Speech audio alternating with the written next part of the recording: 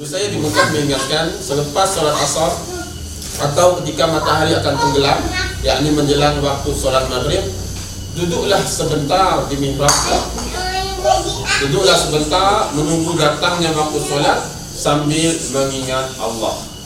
Perkara seperti ini bisa melembutkan hatimu dan akan membuat kamu lebih khusyuk mengingat akhirat. Ini penting kita belajar pelan-pelan, nggak apa-apa, standarnya normal, yang dasar dulu.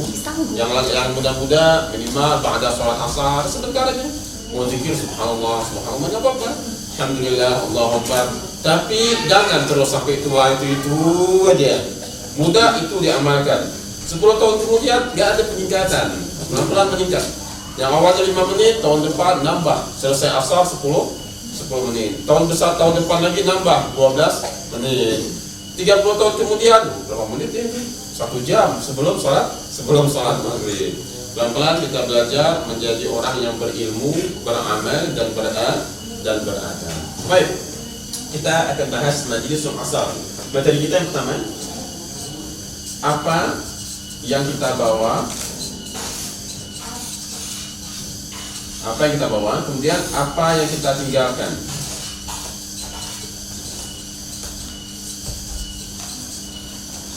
Baik, sengaja saya berikan garis bawah apa yang kita tinggalkan, karena yang kita tinggalkan ini bukan sembarang benda mati. Yang kita tinggalkan dia bisa dua, mati, yang kedua hidup. Jadi adik-adik sekalian, tinggalkan Bapak yang dirahmati Allah, saya sangat senang bisa mengajar dan juga belajar di sini. Yang pertama, apa yang kita bawa? Karena setiap mukmin meyakini adanya kebangkitan setelah mati, dan setiap mukmin meyakini adanya pertanggungjawaban atas amal. Lalu apa amal yang akan kita bawa ke sana? Apa amalan yang kita bawa ke sana? Amalan yang kita bawa ke sana adalah amalan yang jelas kita amalkan sendiri, seperti sholat, puasa, zakat, kita puasa sunnah, kita baca Al-Quran, zikir dan sebagainya. Jadi bakal kita bawa, dan dia menjadi amal bagi kita untuk nanti di bukan hanya di kubur. Yang pertama dia husnul khatimah. Ustaz kok ada husnul khatimah segala macam sih?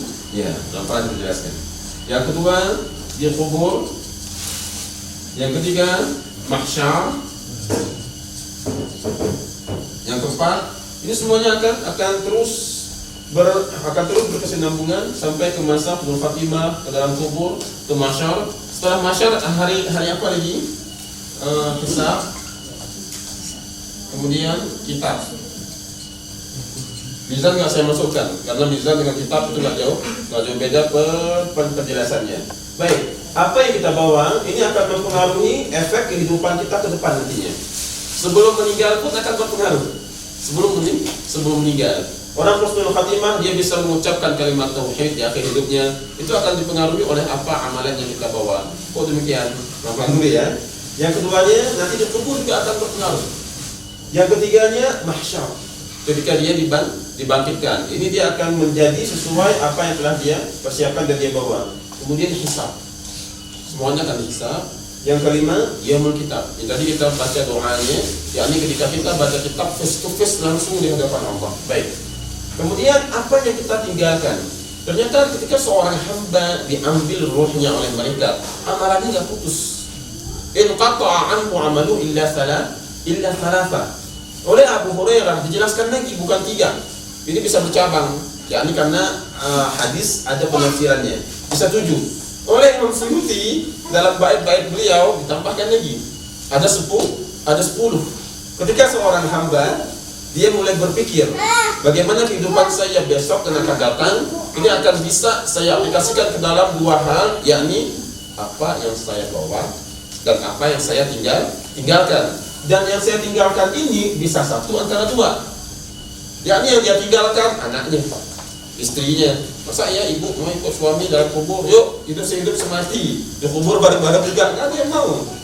Nah istri dan juga anak serta harta yang dia tinggalkan itu bisa mati. Istri dalam Al-Quran namanya sahibah wa sahibati di juz 230. Sahibah, kenapa dikatakan sahibah? Teman perempuan. Karena istri ibarat teman bagi kita. Apapun masalah kita, selain kita ceritakan kepada Allah, pasti cerita sama istri. Yang kedua anak. Yang ketiga harta. Ini akan kita tinggalkan. Sahabat karib yang lain sebagainya akan belakangan. Itu dulu yang kita lihat dulu. Ini akan kita tinggalkan. Kalau tidak bisa kita manage dengan benar, dia bisa mati.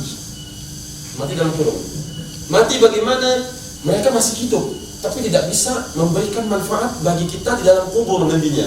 Punya istri, punya.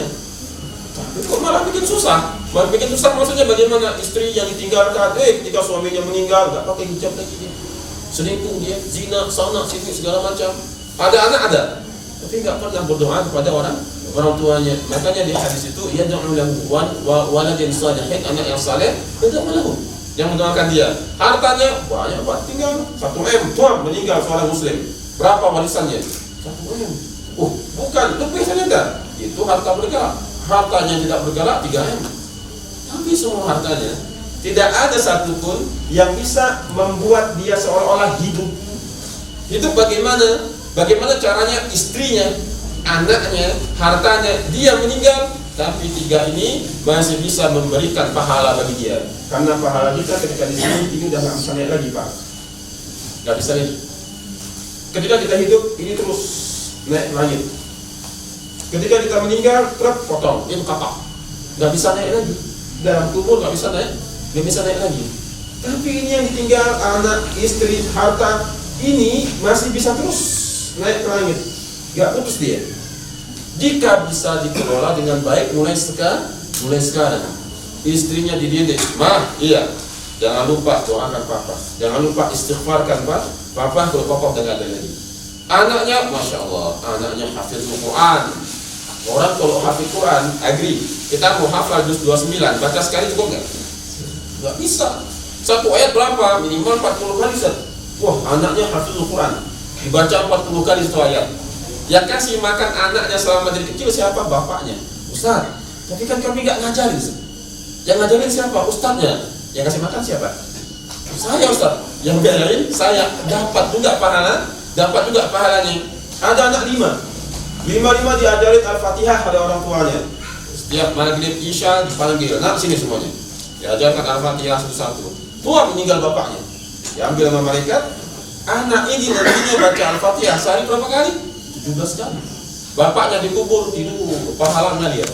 Walaupun secara pribadi amalannya nggak bisa lagi, tapi 3 itu bisa mengalirkan pahala jika dimanage dengan baik. Makanya seorang muslim yang berakal dia harus pikirkan apa yang akan dia bawa dan apa yang akan dia tinggalkan. Dan yang dia tinggalkan ini antara hidup atau mati. Hidup atau mati bahasa kinayah. yakni hidup terus menumbuhkan pahala bagi dia, mati gersang, tidak lagi mengalirkan pahala bagi dia. Kita bahas dulu pelan-pelan apa yang kita bawa. Apa yang kita bawa jelas amal tentunya. Lalu Ustaz, kalau kami udah berumur 40 tahun ke atas, kalau dalam bahasa Al-Quran ada kalimatnya namanya syaikha. Syaikha buka di kalimat Al-Quran syaikha yakni orang yang udah berumur 40 tahun. Saya belum syekh. Betul syekh kali? Cuma dipanggil aja kami syekh. Secara definisi belum syekh. Tapi orang yang udah dinamakan syekh dalam Al-Quran umurnya 40 tahun. Apa amalan bagi orang yang telah berumur 40 tahun yang amalan tersebut bisa berefek bagi dia untuk 5 hal ini. Orang yang sudah berumur 40 tahun 40 tahun dalam Al-Quran dikatakan syaikha atau syekh. Dalam Al-Quran yang kita pikir namakan syekh. Apa yang harus ditekankan ketika berumur 40 tahun? Yang pertama istighfar.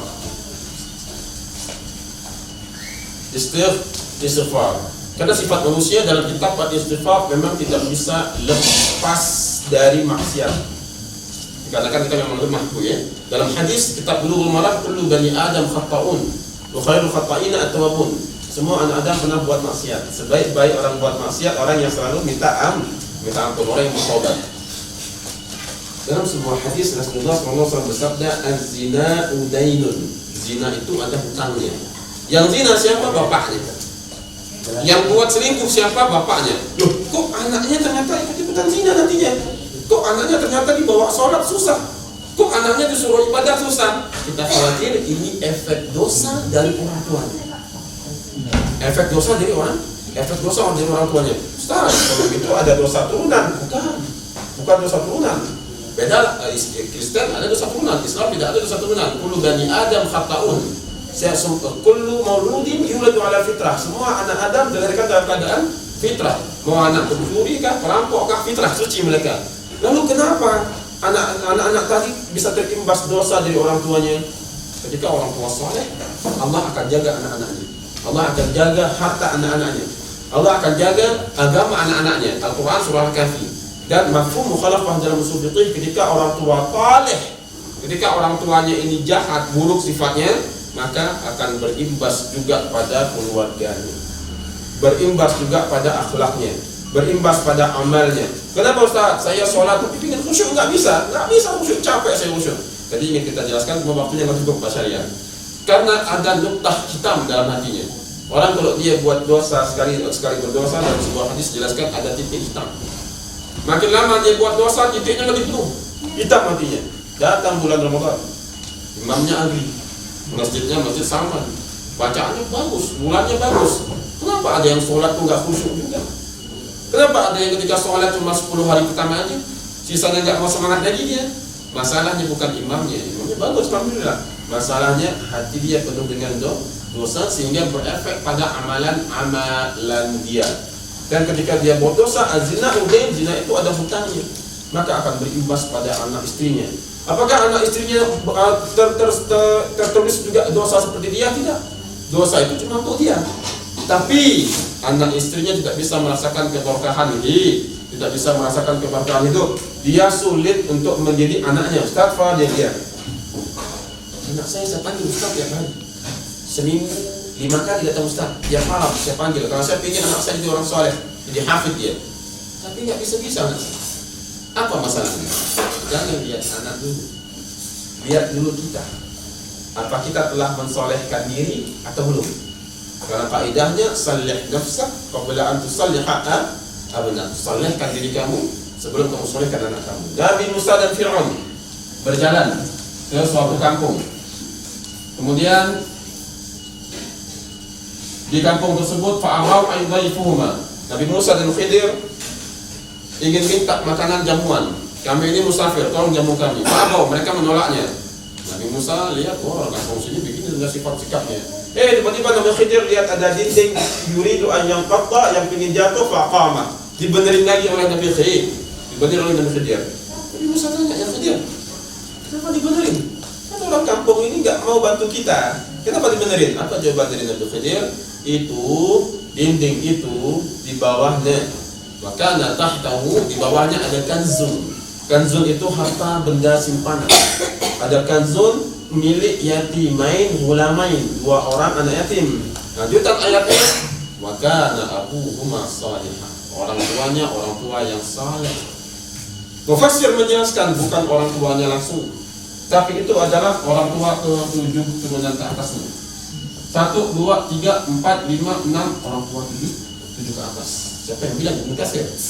Maka kita pahami dari kisah ini bahwa ketika orang tuanya ini soleh, Allah akan jaga anak-anaknya, Allah akan jaga keturunannya, Allah akan jaga bukan cuma agama anaknya, harta anaknya pun dijaga.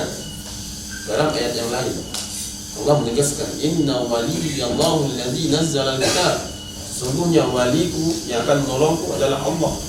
Wa huwa yatawalla as-salihin, dan Allah juga yang akan menjadi wali bagi orang-orang soleh. Kalau orang tuanya soleh, orang tuanya hijrah, memperbaiki dirinya, meninggalkan maksiatnya, Allah akan jaga anak-anak. Masya Allah. Bisa nggak Pak kita jaga anak kita 24 jam? Nggak bisa Pak Syariah.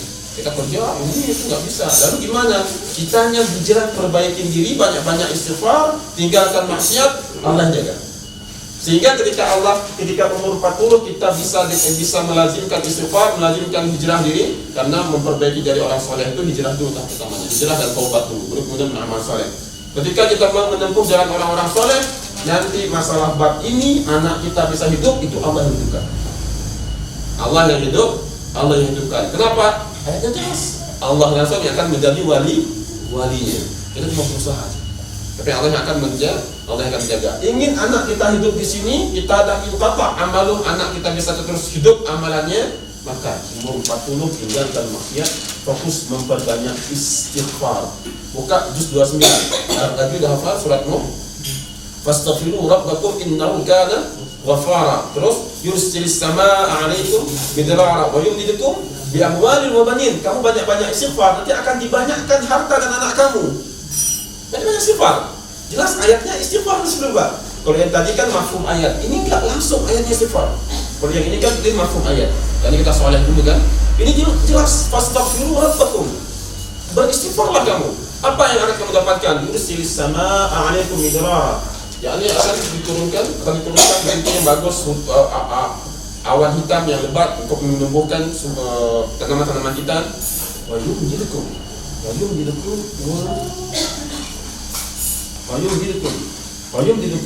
Kalimat ini asal katanya akan dibanyakkan, Pak. Tapi bahasa Arab itu kalimat banyak, bukan satu. Ada kafara. Kafara ini juga artinya banyak.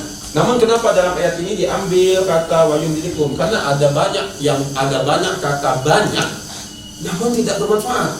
Terus saya bilang, ente agri kerja di sono, gajinya banyak. Tapi ternyata suasana kerjanya nggak kondusif, segala macam gini-gini. Memang banyak gajinya, habis buat hal yang nggak penting. Tapi kalau wayum didukum bukan hanya banyak, namun bermanfaat. Masya Allah. Beristighfarlah kamu, Allah akan banyakkan anak kamu, akan banyakkan harta kamu. Bukan cuma banyak Bapak Ibu, tapi banyak yang di. Jadi bagaimana kita bisa meninggalkan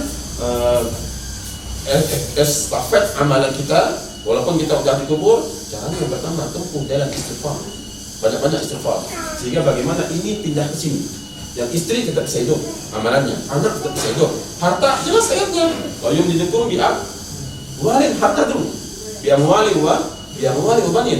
Harta yang kamu tinggalkan umur 40 banyak-banyak istighfar. Nantinya harta itu ketika kamu meninggal masih bisa menjadi estafet amalan bagi kamu. Ini amalan. Bolak-balik ya. Gak apa-apa lah, saya insyaallah. Baik, jadi ibu faham ya kenapa Al-Quran menggunakan kata wayum didukum, bukan wayukathirukum. Karena sama aja bu artinya bu. Tapi ini lebih dalam, kayak khusyuk sama khuduk tadi. Dua kata tapi maknanya berbeda. Yang satu A, yang satu B. Nah, sehingga kalimat wayum didukum ini bukan cuma banyak, tapi ini bermanfaat. Maka perbanyaklah istighfar agar anak-anak kita, harta kita bisa bermanfaat. Nah, kok bisa begitu Ustaz? Karena istighfar ini akan membersihkan noktah-noktah hitam. Dikarenakan dosa kita bu ya. Dosa kita dicatat oleh malaikat. Dosa ini tetap dicatat oleh malaikat. Dan pertanggungjawabannya akhirat. Tapi dosa ternyata juga bisa merusak kehidupan kita. Selain dia bakal dipertanggungjawabkan di akhirat, di dunia pun ada imbasnya. Banyak sekali seperti riba, orang yang riba kehidupannya bla bla segala macam, azina udin bla bla segala macam. Ibnu Qayyim mengatakan dosa akan mengurangi barakah rezeki, mengurangi barakah umur, mengurangi barakah amal kita, dan juga menghilangkan halawatul ibadah. Al-muhim di sini ternyata ibadah ada efeknya bagi kehidupan, dosa juga ada efeknya bagi kehidupan. Orang yang udah umur 40 tahun dia menjauhkan dirinya dari istighfar dan masih terjebak dari dosanya, maka waktu yang harusnya di akhir 40 itu dia gunakan untuk ibadah dihilangkan. Halawah ini manisnya ibadah. Selain kita dicatat di akhirat, dosa juga ada efek bagi kehidupan kita. Yang harusnya umur 40 tahun ke atas syekha memperbanyak ibadah, memperbanyak amalan, tapi kenapa nggak nikmat? Kalau nggak nikmat, nggak mau kita ibadah. Kenapa orang mau di villa gitu? Karena enak di villa. Tenang. Demikian juga ibadah. Ibadah kalau nggak enak, malas kita ibadahnya. Saat saya sholat tahajud, tapi kok nggak rasa enak gitu. Nggak ada nangis-nangisnya gitu. Karena kurang melazimkan istighfar. Baik, waktunya pendek, kita singkat aja. Yang pertama istighfar 40 tahun. Selanjutnya doa. Nabi Zakaria alaihissalam dijelaskan di surah Ali Imran juz 3, hunalika da'a Zakaria rabbah. Hunalika da'a Zakaria rabbah. Disitulah ketika Nabi Zakaria berdoa kepada Rabbnya, Rabbi habli min ladunka dzurriyyatan thayyibah. Kita lihat dari doa Nabi Zakaria.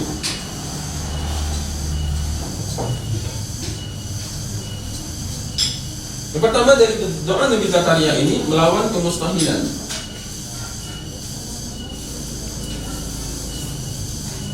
Karena Nabi Zakaria minta ingin punya anak, sedangkan beliau itu sudah lipuh.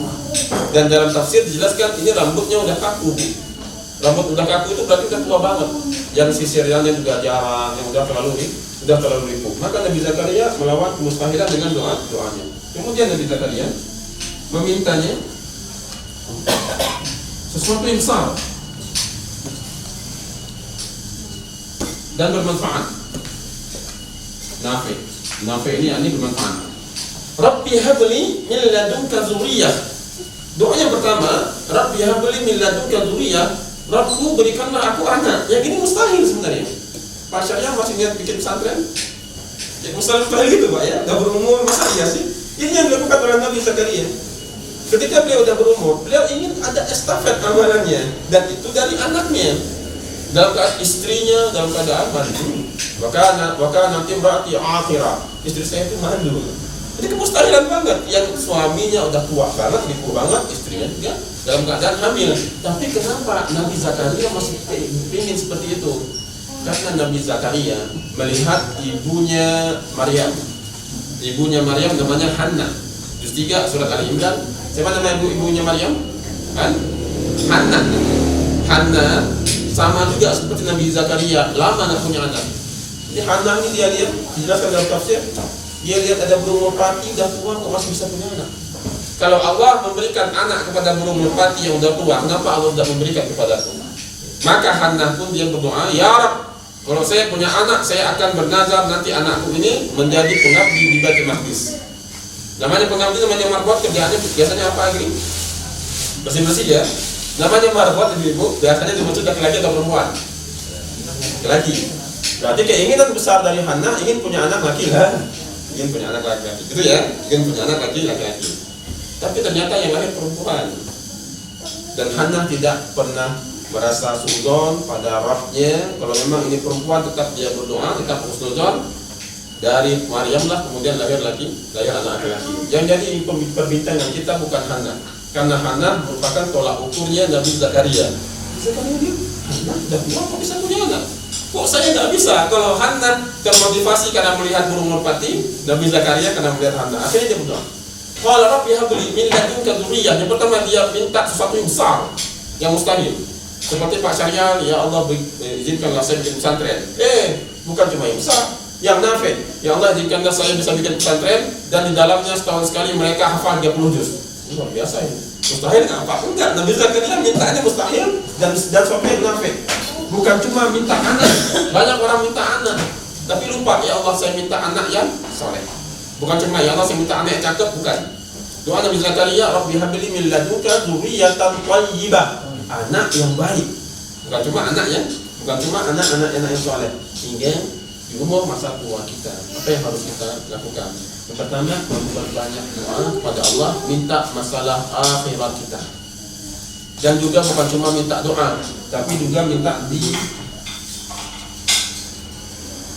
didoakan. Saya kenal orang tua di Aceh yang kerjaannya sering ziarah ke ulama-ulama, ke pesantren-pesantren. Ngapain?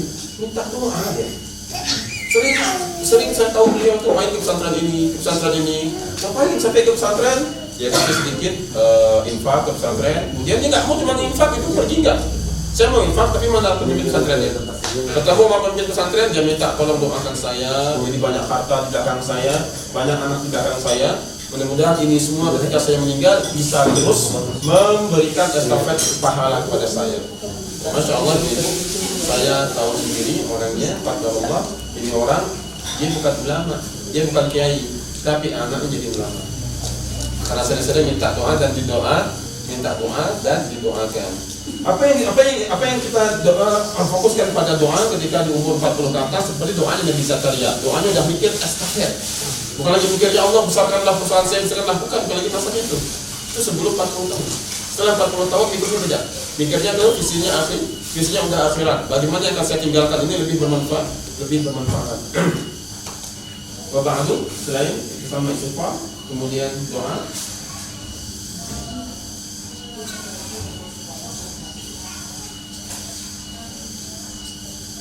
Amal jariyah.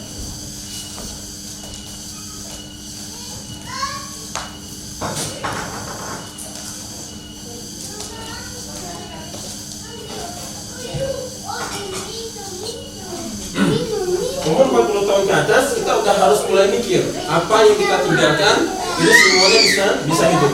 Yang pertama istighfar, yang kedua doa, yang ketiga amal jariyah. Amal jariyah dijelaskan oleh Imam Suyuti itu bisa 10.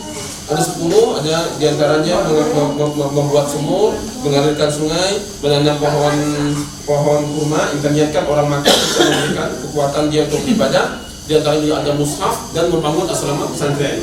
Baik. Amal jariyah, yakni Al-Quran ataupun mushaf, suatu pemikiran yang bagus. Jika seorang yang telah berumur 40 tahun, dia mulai mengumpulkan banyak mushaf, kemudian dihadiahkan, diinfakkan pada para penghafal Al-Quran. Karena penghafal Al-Quran, kalau seperti ini, tentu ingin hafal juz 29. Gak mungkin sekali dibaca, minimal 40-50 kali. Selama mushaf ini dia baca dan dia terus menjaga hafalannya sampai dia meninggal, pahalanya ngalir ke yang menginfakkan. Terus mushaf ini bagaimana? Apakah ditinggalkan? Mungkin dihadiahkan lagi ke anaknya, mungkin diberikan lagi kepada temannya. Ini hafalan seperti ini terus mengalir kepada seorang penginfak tadi. Dan saya ada beberapa orang yang menginfakkan mushaf hampir tiap bulan. Walaupun dengan jumlah ada yang 1 juta, ada yang 1,5 juta. Sampai sekarang saya belum semua saya infakkan Al-Qurannya. Karena beliau faham. Dia sudah umur 50 tahun ke atas. Ustaz, saya ingin semua Al-Quran tersebut diserahkan ke penghafal Quran, jangan ke masjid. Kalau ke masjid ada yang baca, ada yang tidak baca. Tapi kalau saya jelas ini ke mana mushafnya, ke penghafal Al-Quran, dia pasti baca. Dan dia bukan cuma baca, tapi dia hafal. Kalau orang baca, Bapak ya, orang baca kok dapat pahala kita, pasti dia baca. Tapi kalau hafalan tanpa dia melihat pun kadang dia baca, dan memang sudah tugas dia untuk mengajar hafalan sehari semalam.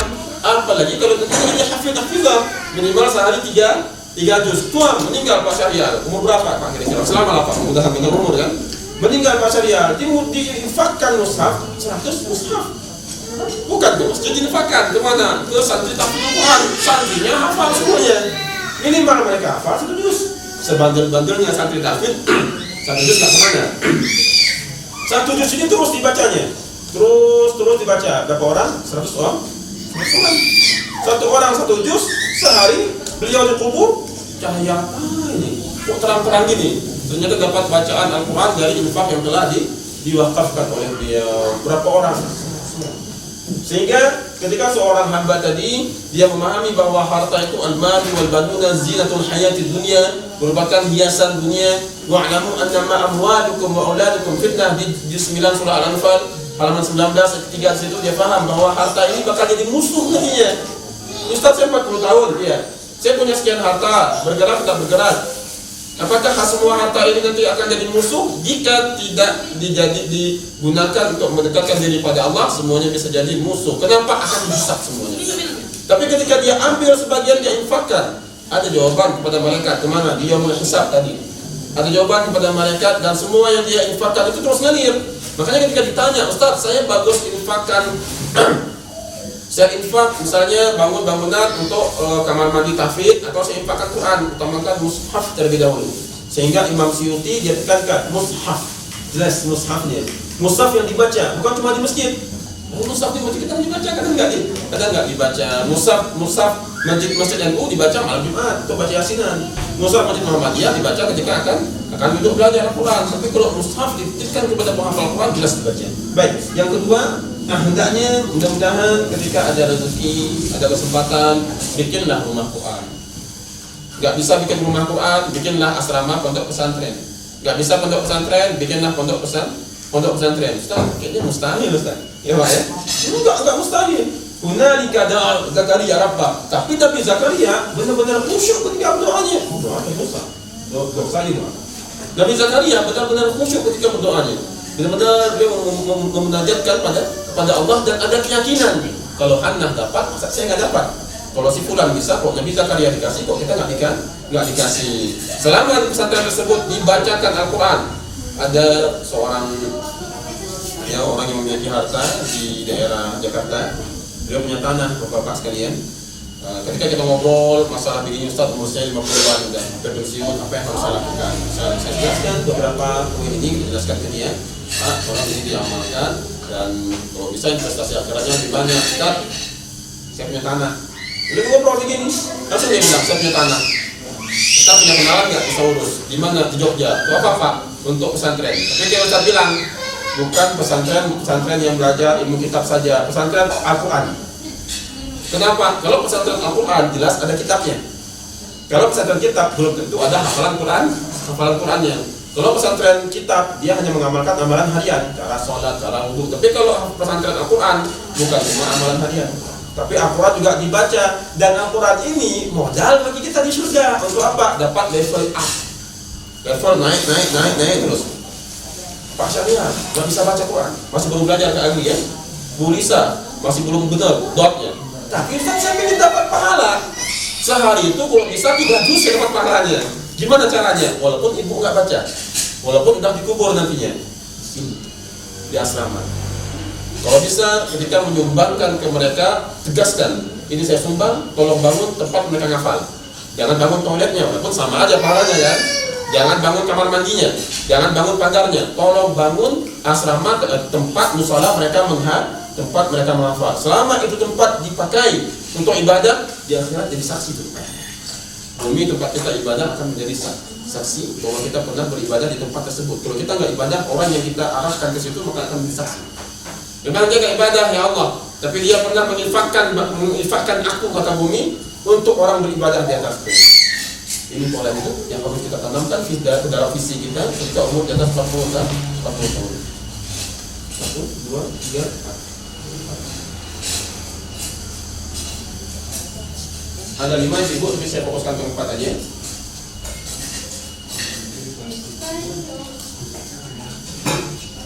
Baik, hafalan Al-Quran. Pak saya begitu ya, poin 5 ini masa iya bisa 63, masa bisa ngapal Quran 30 juz. Baik, saya punya metode menghafal Quran tanpa menghafal. Menghafal Quran tanpa menghafal. Kenapa saya sangat senang dalam Al-Quran, senang bantu-bantu imam muda? Karena saya tahu Al-Quran itu suatu amal jariah yang nggak putus-putus. Saya ajarkan Agri, ajarkan lagi yang lain, terus ngalir dalam kubur. Bagaimana caranya agar bisa hafalan Quran ini bisa menjadi syafaat bagi kita ketika kita dalam keadaan husnul khatimah, ketika dalam keadaan kubur, di mahsyar, di hisab, di kitab. Bagaimana Ustaz Al-Quran bisa memberi masukan bagi kita kelima ini? Yang pertama, tadi kita bahas bahwa dosa memberikan efek negatif bagi kehidupan kita, Pak ya. Jika umur 40 dia nggak bertobat, Bapak Ibu sekalian, dia tidak akan bisa merasakan nikmatnya iman. Jika 40 tahun, umur 40 ke atas, ibu-ibu mengumpul semuanya masih suka gibah, juri segala macam. Ini yang buat maksiat siapa tadi ini? Bidah ya. Yang buat maksiat siapa nih? Bidah. Ketika julid, gosip, apalagi yang bekerja? Pikirin orang, dapat mobil, itu pasti korupsi. Pikir. Hati lagi berpikir ya. Hati ini gimana caranya agar bisa jatuhkan dia. Semua yang kita gunakan untuk maksiat ini lama-lama hitam. Kalau hitam dia akan mempengaruhi proses husnul khatimah. Susah dalam keadaan nazak itu bahasa Arabnya dicabut. Susah lisan kita mengucapkan kalimat la ilaha illallah. Kenapa? Lidah kita kotor. Kenapa orang nggak bisa khusyuk? Hatinya kotor. Jangan salahkan bulan Ramadan, salahkan 11 bulan dibawa kemana amannya. Lalu kalau orang yang umur 40 tahun hijrah, hafal Quran, target misalnya lebaran nanti Pak Syariah dan keluarga, target hafal Al-Mulk semuanya. Ajib kan? Hafal Al-Mulk semuanya. Gak banyak, 30 ayat Bu. 30 ayat, 3 hari 1 ayat, 3 hari 1 ayat, gak apa-apa. Ketemu lagi dari sini, tapi jangan lihat jumlah hafalannya. Lihat sejauh mana kedekatan kita dengan Al-Quran. Kalau ingin punya anak hafid, maka kita juga harus jadi hafid. Walaupun cuma hafid surat Al-Ikhlas, Al-Falaq, An-Nas. Gak apa-apa, hafid juga kan? Hafal gak? Hafal. Berapa ayat? 3 surat. Hafal juga itu.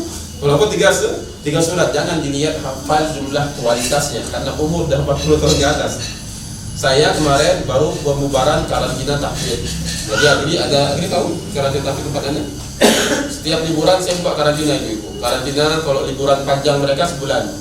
Kalau liburan kayak kemarin ini 12 hari. Harusnya 10 hari tapi saya buat 12 hari. Kebanyakan mahasiswa ITB, anak-anak Astra sama-sama. Kemarin baru pembubaran mereka. Kemarin baru bubar mereka. Ada yang umurnya 32, ngapalnya susah. Kalau teman-temannya dapat 3 juz, dia cuma 1 juz setengah. Nggak sampai 1 juz setengah, cuma 1 juz seperempat, 1 juz 2 lembar dia dapat. Kenapa? Umurnya udah 30 tuh. Memang umur itu tidak bisa diingkari mempengaruhi daya hafal kita. Bagi sebagian orang, umur bagaimanapun semangatnya kuat. Namun yang kita kejar di umur 40 tahun ke atas bukan lagi kuantitasnya, tapi kualitas kehidupan kita semakin dekat dengan Al-Quran. Orang kalau menghafal semakin tua makin banyak dibacanya, Bu. Agri satu ayat ente baca, wa asirru qawlakum aw ijharu bi innahu alimun bidzatis sudur. Agri 20 kali bisa hafal dia. Tapi kalau kayak bapak-bapak umur 50 tahun, masa ya 20 kali, Pak? Berapa kali? Minimal 50 kan? Pengulangan ini yang kita kejar, bukan kuantitasnya, tapi kualitas kehidupan kita terus makin dekat dengan Al-Quran. Makanya di poin ini di beberapa penyampaian, di beberapa agak kaget. Bukan hafal jumlah Qurannya, tapi bagaimana kita semakin dekat dengan belum hafal terus. Ada beberapa bapak-bapak di kantor BP, Pak Syaraya, jadi saya ajak, yuk hafal Quran. Nah, saya Ustaz, nggak apa-apa surat-surat yang memberikan manfaat dalam kubur kita. Karena jelas Al-Mulk itu jadi syafaat dalam kubur. Al-Baqarah syafaat yang mulma, yang tidak mahsyar kita. Al-Baqarah Ustaz, nggak salah Ustaz. Ya kalau nggak mulai dari sekarang kapan lagi kan? Baik, itu yang kita kejar ketika umur 40 tahun ke atas minimal kita menghafal walaupun sebulan 1 ayat. Ya apa? Pelan-pelan belajar sebulan 1 ayat. Bulan kedua naik sebulan 5 ayat. Bulan ketiga naik sebulan 10 ayat. Pelan-pelan. Caranya gimana? Kapan saya share ke Agri untuk menyampaikan ke bapak-bapaknya. Itu dia menghafal tanpa menghafal untuk orang yang berumur di atas 50 tahun. Atau ini metode untuk orang pensiun sebenarnya. Sudah pensiun, bagaimana umur pensiun dia gunakan waktu untuk menghafal. Ustaz, ada targetnya enggak? Target kita enggak perlu Al-Mulk aja dulu. Kenapa? Karena Al-Mulk kalau dia mendapatkan kedekatan dengan Al-Quran, lisannya terbiasa membaca Al-Quran. Ada kopi, ada susu ya.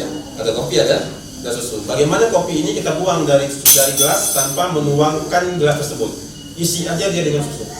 Isi terus dengan susu. Lama-lama kopinya keluar penuh dengan susu. Ini lidah ibu-ibu kebiasa kalau lagi belajar jangan gosip, lagi ngumpul gosip, lagi ngerumpi gosip, di grup WhatsApp gosip aja. Enggak, ibu-ibu ini enggak ada ibu yang begitu, gosip aja. Umur 40 tahun, khawatirnya dipanggil oleh malaikat, diangkat ruhnya, khawatirnya sampai ngegosip pula nanti. Lalu bagaimana kalau tadi si kopi itu penuh di gelas, bisa dengan susu? Kalau lisan sebelumnya sibuk dengan ngomongin orang, ganti dengan kalamullah, ganti dengan Al-Quran. Ketika ini lidah dibiasakan dengan kalamullah, husnul khatimah mudah dia lagi. Ketika lidahnya sibuk dengan istighfar, husnul khatimah mudah. Ketika terus berdoa, Allahumma rzuqna husnul khatimah, Allahumma rzuqna husnul khatimah, husnul khatimah mudah. Dan si Al-Quran tadi yang dia baca ibu ya, yang dia baca dia hafalkan surat Al-Mulk. Nggak hafal nggak apa-apa, yang penting bersahabat. Karena dikatakan dalam hadis yuqalu lis-sahibil Quran, bersahabat ini tadi. Nggak hafal nggak apa-apa, baru hafal 5 ayat, keburu meninggal Ustaz. Tapi 5 ayat itu didapatkan 5 bulan, terus berusaha. Al-Mulk datang di dalam kubur. Sekali-kali kita lewat kuburan, dia serem, jangan jam 1 siang, jam 1 malam ya. Jam 1 malam paling ada kuntilanak terbang di situ, maksud takut. Jam 1 malam lihat bagaimana gelapnya, bagaimana sepinya, ada siapapun di situ. Saya masih ingat ada anak dari kota Blitar. Alhamdulillah dia hijrah, dia ngaji ke kami juga. Dia cara dia menobatkan banyak preman di Blitar, dikumpulkan sama dia. Malamnya jam 12 malam dia ajak kuburan. Nangis preman, tatunya besar nangis. Masya Allah. Kalau kita takut pada peristiwa kubur, kita tahu gelapnya kubur, bersahabatlah dengan surah Nggak hafal nggak apa-apa, yang penting kita dekat dengan Al-Mulk, pelan-pelan sebulan 1 ayat. Bulan kedua naik 2 ayat. Bulan ketiga naik 4 ayat, bulan keempat naik 5 ayat, berlalu setahun 30 ayat dapat. Ketemu lagi kita tahun depan, insya Allah semuanya udah hafal surat Al-Mulk. Jangan kejar target kuantitasnya, kejar kualitas bagaimana dekat dengan Al-Quran. Yang keempat, mahsyar. Ibu yang dirahmati Allah, orang yang bersahabat dengan Al-Quran. Ustaz, bagaimana caranya bersahabat dengan Al-Quran? Harus tobat dulu. Kalau belum bisa meninggalkan maksiat, nggak enak baca Quran. Maksiat, sholat terus, maksiat jalan. Istilahnya apa? STMJ. Sholat terus, maksiat jalan. Nggak enak mau baca Quran. Mau baca Quran ini ayat-ayat neraka. Ayat neraka. Inna jahannama kanat mirsada. Hafal. Lit-taghina ma'a labithina fiha. Kita tahu labithin kalau tetap di neraka itu nggak sehari 2 hari, nggak cuma digoreng. Minimal berapa tahun? 2 tahun. Tapi nggak ada cetarannya. Baca, hafal. Baca. Kenapa? Belum bertobat. Masih ada bekas dosanya. Belum berdoa minta ya Allah berikanlah saya kenikmatan kalau nikmat. Yang bertobat. Saya harus manggil pesan. Saya singkat aja. Al-Quran, kita dekat dengan Al-Quran, dekatnya walaupun dari Al-Mulk juz 29, 30. Tapi Masya Allah ya, Bapak-bapak dekat dengan Al-Quran, ibu-ibu dekat dengan Al-Quran. Anak bapak, anak ibu otomatis nantinya Allah kirim menjadi seorang yang hafid. Susah kita bisa menjadikan anak hafizah jika orang tua masih tidak mau untuk dekat dengan Al-Quran. Caranya gimana? Ambil dulu orang tuanya. Makanya Kota Al-Fatih, Pak Sadar tahu ini Kota Al-Fatih Bandung ya. Pendidikan Kota Al-Fatih. Caranya bagaimana pendidikan mereka? Bukan anaknya yang dididik, orang tuanya juga harus ikut kajian. Sebulan sekali orang tuanya ikut kajian, 3 bulan nggak ikut kajian, dikeluarkan anaknya. Kami butuh orang tuanya. Nah, kenapa? Orang tua berubah, anak berubah. Orang tua dekat dengan Al-Quran, anak akan dekat dengan Al-Quran. Ketika anak dekat dengan Al-Quran, pahalanya ngalir ke orang tua, iya, ngalir pahalanya. Jadilah anak yang hidup terus mengalirnya.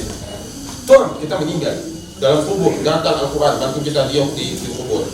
Ketika hari kebangkitan itu, Pak Mustafa, kalau Pak Mustafa tiba-tiba sekarang ketiduran, kajiannya ngantuk, boring, kebangun, tiba-tiba di bawah menara Eiffel. Nggak bawa dompet, nggak bawa HP, nggak bawa apa-apa. Kaget nggak? Kaget. Mau ke KBRI, alamatnya di mana? Mau searching di Google, HP nggak ada.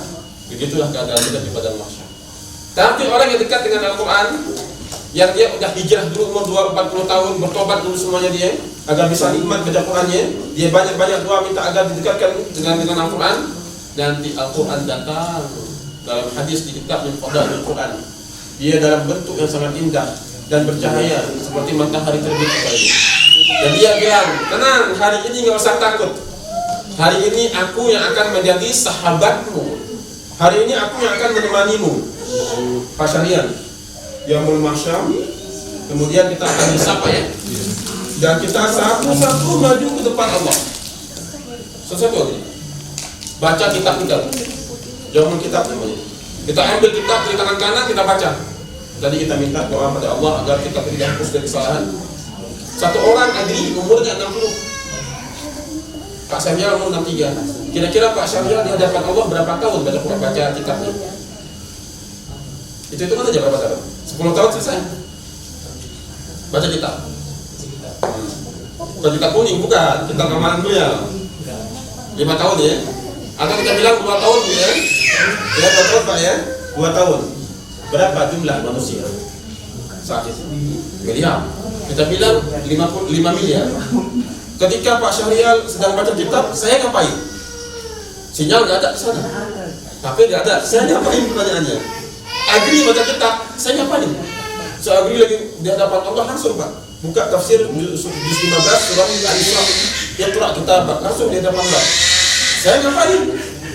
Kalau tidak ada teman yang menghibur, maka di sana akan menjadi bulan-bulanan malaikat yang menghisab amalan kita.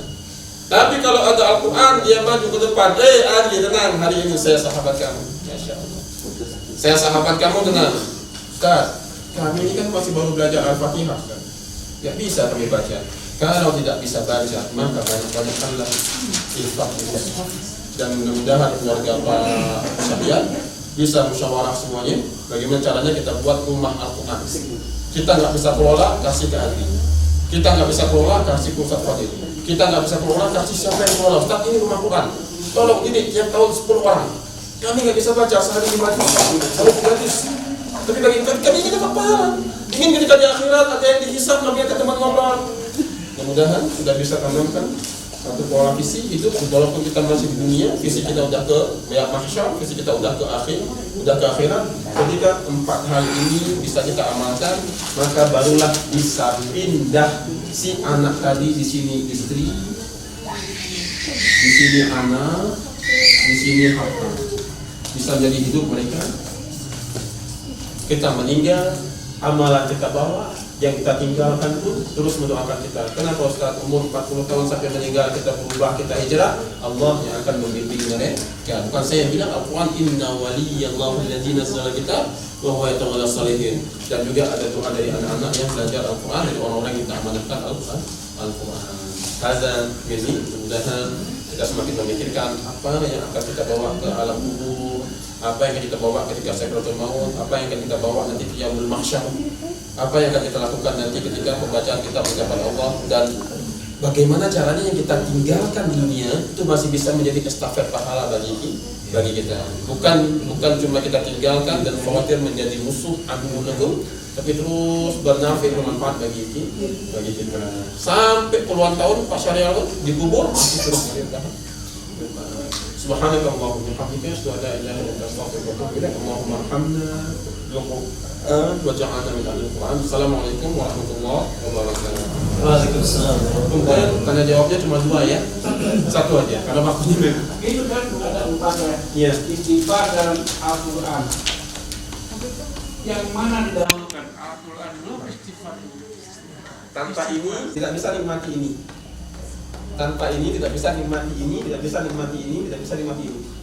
Tanpa ini tidak bisa nikmati Al-Quran. Tanpa istighfar, bekas-bekas dosa dulu tuh mau baca, mau baca lagi di malam hari orang tidur semuanya, enggak ada bekasnya ya, masih kotor. Belum dibersihkan. Jadi banyak-banyak istighfar. Aisyah radhiyallahu anha mengatakan, "Tuba, beruntunglah liman wajada fi sahifati istighfar katsira." Orang yang menemukan nantinya di hari akhirat dalam kitabnya banyak istighfar. Dan istighfar Istighfar itu tidak menentukan kuantiti ya? Tidak. Hanya Minimal 100. Karena dalam hadis riwayat satu riwayat hadisnya Rasulullah beristighfar 70 kali. Riwayat yang lain 100 kali.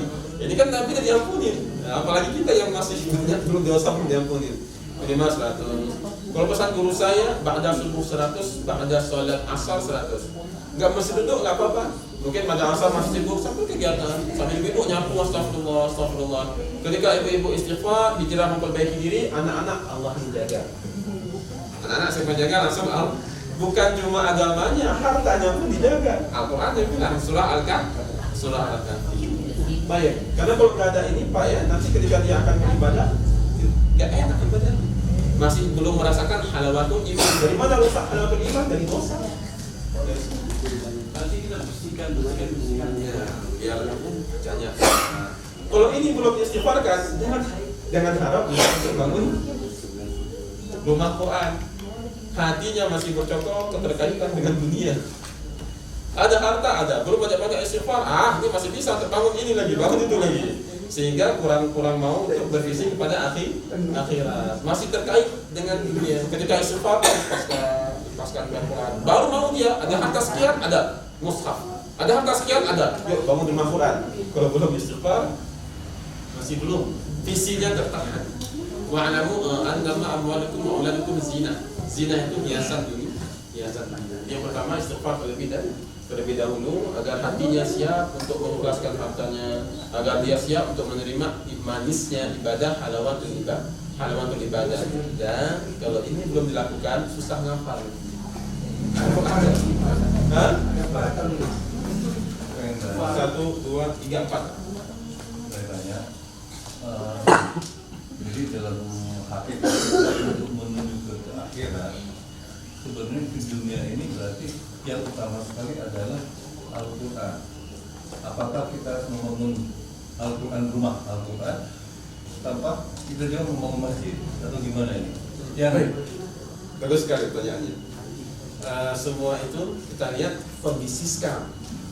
Kalau dulu masjid bagus Pak. Kenapa? Karena orang ngafal Quran di masjid. Pendidikan dulu bukan di madrasah, tapi di masjid. Anak-anak SD ngafal Quran semuanya di masjid. Di Mekah semuanya ngafal Quran di masjid. Sekarang di Indonesia masjid cuma untuk sholat, bukan untuk ngafal Quran. Jadi tergantung kondisi. Kalau di negara kita, di kota kita, masjid digunakan untuk anak-anak ngafal Quran. Dulu di Maroko sekarang udah beda. Di Maroko SD-nya itu mereka di masjid. Kurikulum ala mereka. Dan anak-anak hafal Quran, tamat SD hafal Quran semuanya. Mayoritas itu di Maroko, Pak. Sehingga kalau kita mau bangun masjid pun aman kita, enak gitu kan. Jelas ada orang ibadah, sering ibadahnya. Oh, sekarang kita letakkan di masjid boleh, bukan nggak boleh, bagus. Orang ibadah di situ terus dapat pahala kita. Namun pahalanya menurut saya ya kurang banyak. Ibadah di pesantren. Karena masjid kita sepi banget. Bali paling yang Rumah utama sekali Rumah takfir. rumah takfir. Karena masjid kita tidak seperti masjid di Maroko, tidak seperti masjid di Maroko. Kalau seperti di masjid di Maroko nggak apa-apa, karena rumah Quran bukan masjid. Kenapa sedikit rumah Quran? Karena mereka di masjid langsung ngapalnya. Kalau di kita masjid sholat 5 waktu itu pun nggak banyak. Namun tetap tidak menghilangkan semangat untuk ke masjid. Dapat kita misalnya harta berapa? 50 juta, ambil 70%, rumah kafir 30% kan? Kira-kira demikian dari saya. Agri udah jam ini ya, mudah-mudahan sampai ke rumah. Iya. Mudah-mudahan kita semuanya bisa coba ubah pola visi hidup kita ya. Misalnya. Ini dari jauh dari Kalimantan. Wah, Masya Allah, Kalimantan. Saya sangat senang kalau misalnya Pak Syariah sama keluarga besar semuanya, yuk kita bangun rumah kafir atau yuk 2 bulan lagi kita beli musaf berapa? 50 musaf. Kita kasih ke rumah kafir, kita kasih ke para penghafal. Tapi tetap hafalan Quran harus nambah. Setahun lagi kita semuanya sebelum ngaji baca Al-Hudud. Khairan insyaallah. Assalamualaikum warahmatullahi wabarakatuh.